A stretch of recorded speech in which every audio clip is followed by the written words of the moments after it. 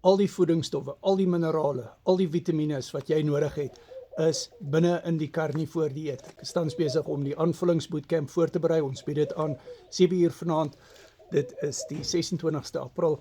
Jy kan dit bestel. Carnivore Keto War Coaching. Dit werk.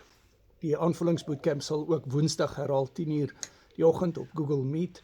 Hierdie bootcamps maak ons video-opnames. Jy kry jou notas in Afrikaans.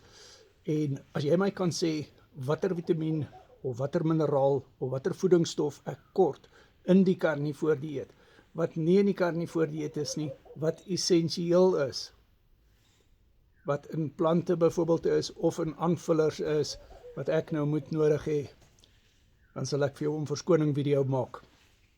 Daar bestaan nie so 'n nutriënt of 'n voedingsstof of 'n mineraal wat ek tekort het binne in die carnivore dieet wat nie essensieel is nie. Daar's voedingsstowwe in plante en daar's ekstra voedingsstowwe in aanvullings wat nie in die carnivore dieet is nie. Maar dis nie essensieel nie.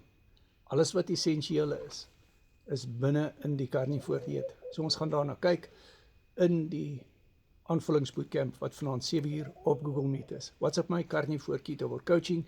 Ek is vandag 7 jaar en 90 dae op die carnivore dieet.